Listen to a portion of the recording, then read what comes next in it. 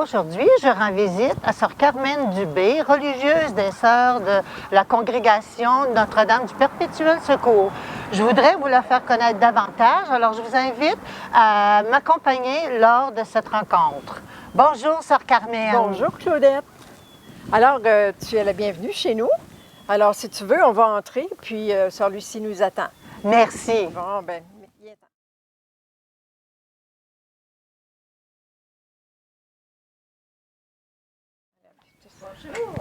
Bonjour, Sœur Lucie. Vous allez bien? Claudette, oui. Merci. Oui. Bon, bienvenue. Merci beaucoup. Je me sens déjà chez moi ici. Bon. Nous voilà maintenant à l'intérieur de votre petite et chaleureuse maison.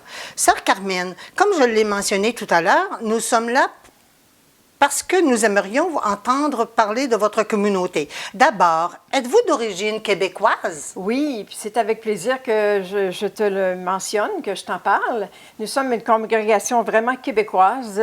On a été fondé en 1892 à Saint-Damien-de-Bellechasse, à 1 heure de Québec.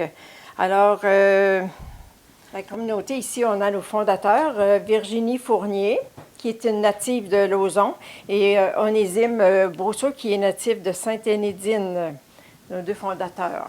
Alors, Dites-moi, en quelle année votre congrégation est-elle arrivée ici, en Abitibi? bien, la congrégation est arrivée ici en 1954. Donc, ça fait 67 ans de présence. Ça a été d'abord à Guyenne, ensuite à Saint-Gérard, à Saint-Nazaire, Saint-Félix, La Sarre, Saint-Janvier et Beaucanton. Et maintenant, bien, on termine ici avec Amos. Mais qu'est-ce qui a amené votre congrégation à venir en Abitibi et quelles ont été vos œuvres principales? De toute façon, ce qui arrive, c'est que la plupart des communautés ont été demandées par l'évêque pour venir dans les diocèses. Puis nous, on a commencé avec l'enseignement. Ensuite, c'est sûr qu'il y a eu la pastorale paroissiale. Puis pour ceux qui se souviennent, il y a eu les handicapés de la chrysalide à la Sarre. Puis aujourd'hui, bien, nous sommes à Amos, auprès des personnes âgées. Puis comme une présence compatissante et aimante. Puis on est aussi au diocèse au niveau de la nouvelle évangélisation. Puis bien sûr, on rend service ici et là. Je crois que ça ne fait pas très longtemps que vous êtes ici à Amos. Quelles circonstances vous a fait décider de vous joindre à nous? Bien, nous étions à Saint-Félix. C'était le dernier poste où on était. Puis voilà que Monseigneur Gilles Lemay, un matin, nous a demandé de venir se joindre à l'équipe d'Amos. Alors, c'est ça qui fait que nous sommes ici, mais c'est sûr que c'est clair qu'on est moins connus à Amos que la plupart des communautés qui sont là depuis des années. Mais je peux te dire que je suis vraiment, mais vraiment très, très, très heureuse d'être en Abitibi, car j'aime beaucoup l'esprit des gens d'Abitibi. Alors, il y a beaucoup de chaleur, l'accueil chaleureux, l'esprit fraternel, la simplicité, la créativité. Et en parlant de créativité, ce qui est très intéressant, c'est de voir que c'est quasiment un peuple d'artistes. Il y a beaucoup d'artistes dans l'Abitibi, Rouyn-Noranda. Je crois, Sœur Carmen, que vous n'êtes pas native d'ici, de la région, n'est-ce pas? Oui, tu as bien raison. Alors moi, je suis née à Amkoui, dans la belle vallée de Matapédia. Puis c'est le cas de dire que je suis à l'autre extrémité de la province parce que la Gaspésie puis l'Abitibi, c'est pas mal opposé, là. Vous êtes d'une famille nombreuse? Oui. Alors, je suis la deuxième d'une grande famille de 9 enfants. Et mon père, lui, il travaillait dans la construction. Puis dans ce temps-là, les familles étaient nombreuses. Il y avait beaucoup d'enfants. Alors, comment avez-vous connu l'Abitibi? En fait, si ma communauté était présente ici depuis 1954, moi, je ne connaissais pas l'Abitibi. J'entendais parler, mais je ne connaissais pas l'Abitibi. Et si je me retrouve ici, bien, c'est en partie à cause de ma communauté, bien sûr. Mais je te dirais que c'est d'abord grâce à l'Esprit Saint. Parce qu'en regardant le parcours de ma vie, là, alors je suis consciente que c'est l'Esprit Saint qui a toujours été, qui a conduit un petit peu ma vie, qui m'a éclairée, qui m'a amenée là où il y avait des besoins. Alors, je peux confirmer que ma vie, c'est un parcours qui est fait de mystérieux appels, mais et de mystérieux chemins. En parlant de vie religieuse, ça fait combien d'années que vous êtes chez les Sœurs de Notre-Dame du Perpétuel Secours? Bien, ça fait plusieurs années, comme tu peux deviner, puisque je suis entrée en 1967, alors que j'avais 18 ans. Puis j'ai fait mes premiers vœux en 69, qui fait que j'ai pu fêter mes noces d'or il y a 2 ans, en 50 ans. Alors, j'ai envie de te dire que lorsqu'on est jeune, qu'on commence dans la vie, on pense que 50 ans, là, c'est long, c'est long. Mais au contraire, je te dirais que c'est vraiment le contraire. Je trouve que ma vie s'est déroulée vraiment super vite, puis surtout quand tu as le bonheur de servir et au rendez-vous. Sœur Carmine, en 54 ans, quelle a été votre principale profession et vos champs d'activité apostolique? Bien, d'abord, je suis infirmière de profession. J'ai soigné pendant 31 ans. Mais avant d'être infirmière, j'ai été responsable de la vie étudiante auprès des jeunes dans nos maisons. J'ai enseigné les arts plastiques. J'ai été 3 ans en Afrique, 3 ans comme préposée dans ma communauté, tout en faisant mon cours d'infirmière. Mais une fois devenue infirmière à l'âge de 30 ans, je répondais d'abord aux besoins de ma communauté. Puis ensuite, j'ai répondu avec joie, bien sûr, à un deuxième séjour en Afrique. Puis ça a duré 4 ans. Et j'ai été directrice pendant 12 ans au centre de ressourcement, 3 ans au centre de ressourcement spirituel du campus de Sainte-Foy, tout en étant infirmière.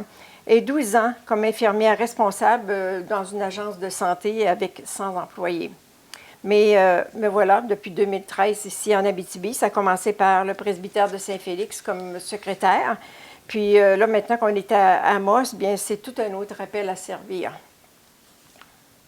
J'aimerais revenir sur vos 3 premières années comme missionnaire en Afrique. Dans notre prochaine rencontre, nous parlerons de l'appel missionnaire, mais en attendant, j'aimerais que déjà vous nous disiez dans quel pays d'Afrique vous avez travaillé et quelle a été votre tâche là-bas. Oui, je suis partie en 1971 pour l'Afrique de l'Ouest, au Niger, plus précisément. Alors, pour ceux qui connaissent un peu la géographie, le Niger habite le sud, il habite le Sahara et le Sahel au sud. Alors, je pense que vous pouvez deviner que c'est un pays qui est très chaud. J'avais 22 ans, mais comme j'étais encore à vie annuelle, je suis partie seulement 3 ans. Et je suis retournée plus tard pour un séjour de 4 ans, comme je vous l'ai mentionné tout à l'heure. Mon travail, c'était d'abord, bien, il faut que je vous dise d'abord que la première fois que je suis allée en Afrique à l'âge de 22 ans, je m'en allais pour remplacer une sœur de 35 ans qui était décédée 6 mois auparavant. Puis, je vous raconterai ça un peu plus tard, là. Et puis, pendant ces 3 années, ma tâche principale était de l'enseignement de la couture.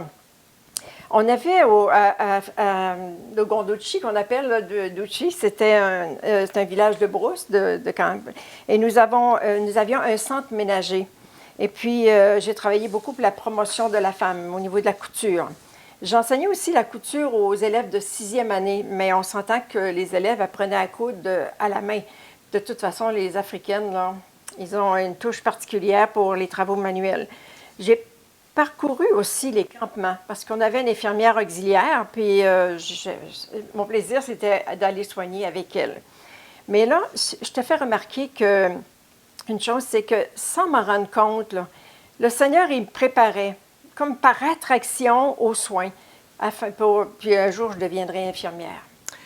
Vous m'avez déjà parlé d'expériences très particulières là-bas. Voulez-vous nous en raconter un peu plus? Bien, les expériences les plus marquantes, là, pour moi, ça a été une année de famine dans le pays. J'étais à ma 2e année en Afrique et puis il y a eu une grosse famine. Autour de la mission catholique où j'étais, là, il y avait 5000 réfugiés au Niger.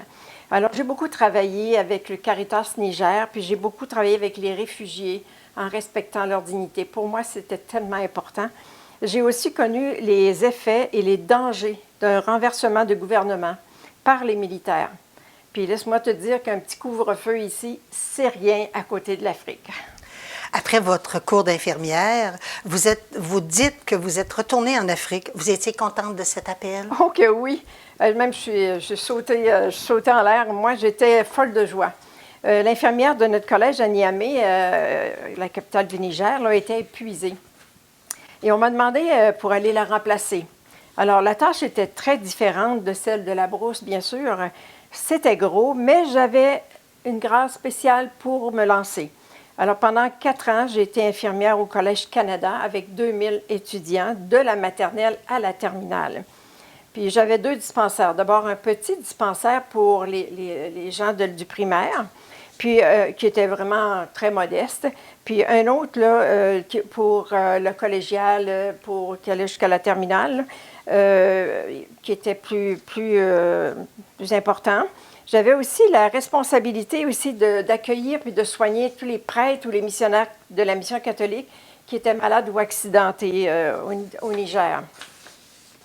J'ai même fait 2 rapatriements sanitaires en France puis au Canada.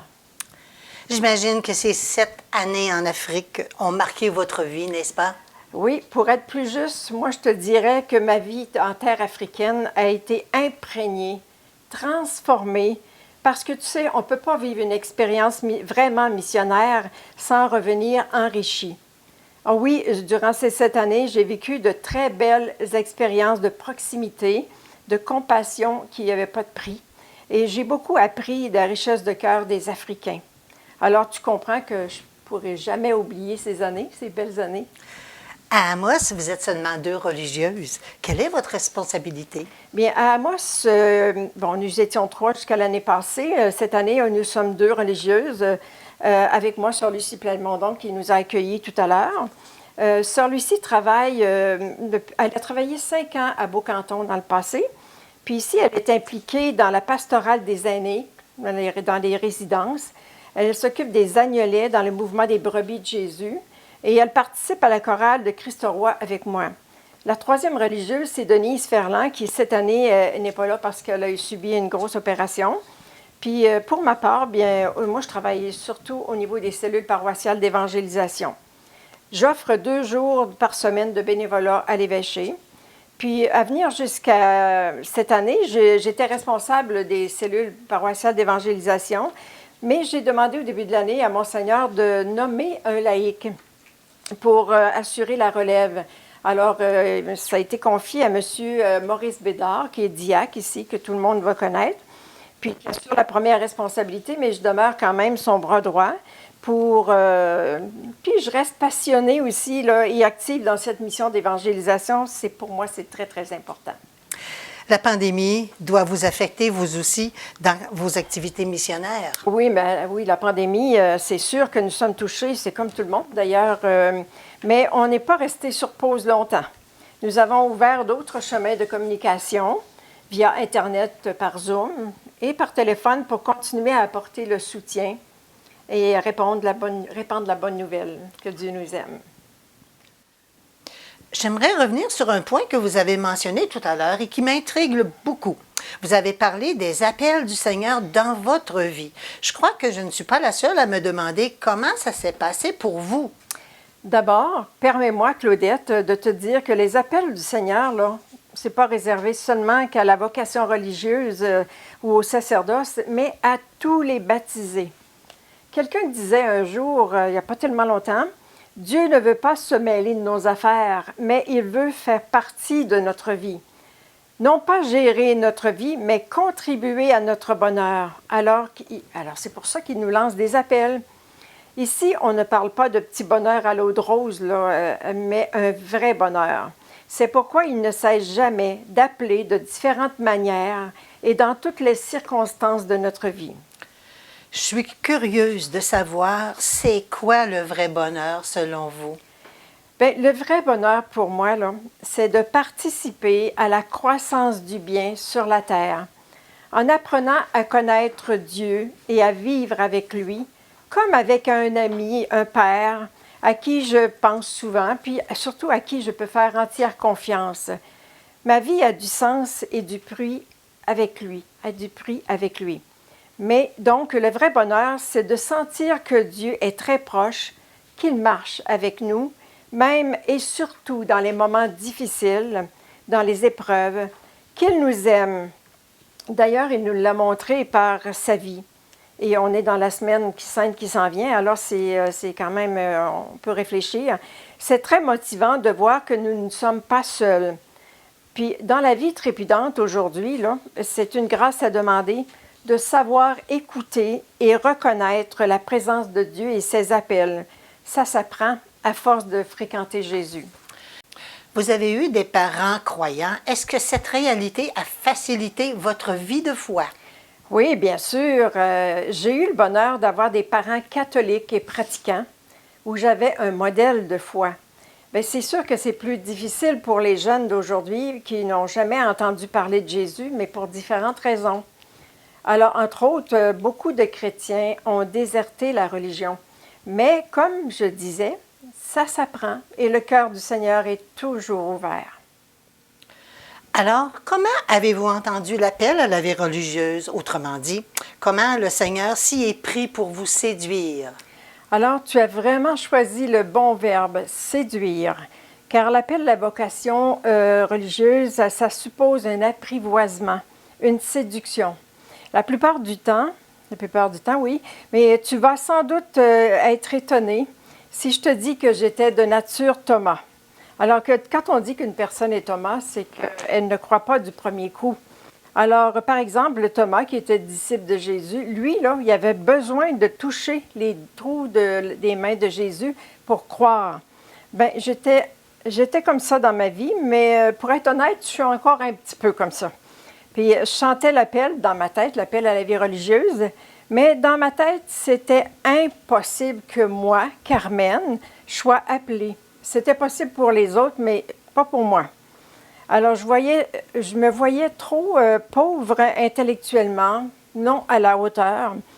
Mais ma vie de foi dans ce temps-là, c'est sûr qu'elle n'était pas développée comme aujourd'hui, puis ma confiance en Dieu. Mais on sait que rien n'est impossible à Dieu et que souvent, il choisit de petites gens pour accomplir ses œuvres. Est-ce que cette séduction, comme vous dites, ça a commencé jeune? Oui, je dirais que mais de façon inconsciente, parce que quand on regarde jouer un enfant, ça nous donne une bonne idée de sa vie. C'est plus tard que j'ai été consciente de cette réalité intérieure. Parce qu'en regardant mon enfance, je voyais que je prenais plaisir, je prenais l'initiative de rassembler mes frères et sœurs, puis de dire le chapelet, puis même je disais la messe, puis je donnais la communion, puis je me suis beaucoup investie pour l'émission, parce qu'en de ce temps-là, on appelait ça les petits Chinois, là. Puis j'ai travaillé aussi pour les lépreux d'Afrique. Alors, être rassembleuse et aider les autres, bien, ça fait partie de mon charisme. En passant, est-ce que vous avez fait vos études avec des religieuses? Oui, j'ai fait toutes mes études chez les Ursulines à Amqui. Mais de mémoire, je les ai toujours admirées, mais jamais j'ai manifesté le désir d'être du nombre. De toute façon, là, l'enseignement, c'était pas mon truc. Puis je n'avais pas d'autre modèle. Par contre, le Seigneur était déjà à l'œuvre dans ma vie, sans que je m'en rende compte, comme je te disais, et je suis devenue religieuse et missionnaire en Afrique. Alors, tu vois. Pouvez-vous nous donner plus de détails sur votre appel comme tel? Bien sûr. Un jour, j'ai dû être opérée d'urgence au début d'une année scolaire, de sorte que mon année était fichue, là. Après ma convalescence, mon père, apprenant que l'épouse d'un couple ami était malade et qu'il avait besoin d'une personne pour s'occuper des 3 petits-enfants, là, alors on m'a quasi imposé d'aller les aider. Je suis allée un peu à contre-cœur, mais j'ai quand même vu par après que le Seigneur m'attendait vraiment là.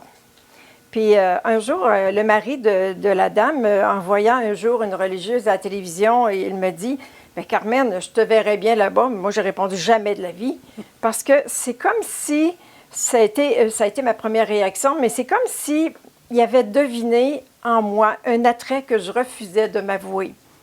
Puis la dame, à son tour, elle m'a demandé un jour « Mais Carmen, qu'est-ce que tu aimerais faire dans la vie? » Alors, à brûle pour point, j'ai répondu « J'aimerais une femme qui sait tout faire. » Bien, je considère aujourd'hui que ma réponse était comme prophétique parce que j'apprendrai plus tard que ma fondatrice avait dit à ses sœurs « Mes sœurs, soyez des femmes de toutes les besognes. » Donc, c'est à partir d'une contrariété, d'une réflexion ou d'une question que les événements se sont accélérés dans votre vie. Oui, c'est à partir de cette question que le chemin s'est comme ouvert et que je me suis retrouvée à l'école ménagère de Sainte-Germaine de Dorchester avec des sœurs que je n'avais jamais entendu parler, les sœurs de Notre-Dame du Perpétuel Secours. J'ai beaucoup aimé ma vie de pensionnaire avec 100 filles, une centaine de filles, et j'ai appris à être une femme qui sait tout faire. En fait, là, je réalisais mon désir d'être une femme de toutes les besognes. Mais je ne pouvais cacher le fait que je me sentais très bien dans cette école, attirée par la vie communautaire, mais aussi par l'Eucharistie. J'allais à la messe chaque matin avec les religieuses, puis c'était libre, hein, c'était mon initiative, c'était pas obligatoire. Donc, ça a été comme pour moi un appel sous forme d'attrait. Est-ce que ça a été facile de répondre tout de suite à cet appel? Non, mais comme je t'ai dit tantôt que j'étais Thomas, alors tu t'imagines que je n'ai pas adhéré à cet appel parce que c'était pas assez clair pour moi. Ça me prend des réponses bien claires. Mais comme le Seigneur n'est pas à court de moyens et qu'il est patient, il m'a fallu une situation exceptionnelle pour me faire comprendre qu'il m'appelait vraiment. Il a fallu l'exceptionnelle possibilité d'un deuxième stage à l'école ménagère avec 9 autres filles pour compléter les inscriptions qui manquaient. Lors du deuxième stage, les religieuses nous confiaient des responsabilités par rapport aux jeunes qui commençaient aux premières. Là. Puis étonnamment, lorsque je serai religieuse, je jouerai le même rôle avec un autre groupe. Alors, donc, pour faire suite à un moment donné, l'appel intérieur était tellement fort là, que je ne dormais plus. J'étais épuisée. Alors, j'en avais jamais parlé à personne, ni aux religieuses, sauf à un prêtre. Lui, il m'avait dit d'attendre 1 an, mais là, le Seigneur, lui, là, il ne me laissait pas. Alors, j'ai fini par lâcher prise et dire ce oui de mon cœur. Et à partir de cet instant, la paix est revenue et je dormais comme un bébé. Alors, pour moi, le signe était clair, puis je n'ai jamais regretté mon oui. Alors, je réalise dans mon cheminement spirituel comment le Seigneur marche avec moi pour mon plus grand bonheur. Et c'est en donnant de la place à l'Esprit Saint que je fais l'expérience que je ne suis pas seule. En bout de ligne, là, je ne cesse d'être émerveillée de l'efficacité de l'action de Dieu dans ma vie. Voilà, c'est mon appel à la vie religieuse.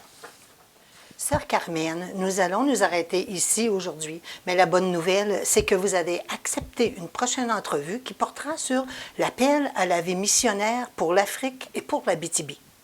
Et nous verrons aussi que l'appel de Dieu est très présent et très actuel dans la vie des laïcs. On ne peut terminer cette entrevue sans remercier M. Enrique Martinez, notre responsable de la pastorale jeunesse au diocèse d'Amos, qui a lancé cette initiative. C'est lui qui est à la fois à la caméra et au montage. Merci beaucoup, Enrique. Merci, Sœur Carmen. Ça me fait plaisir. Nous allons terminer maintenant en récitant une prière, le Notre Père. Notre Père, qui es aux cieux, que ton nom soit sanctifié, que ton règne vienne, que ta volonté soit faite sur la terre comme au ciel.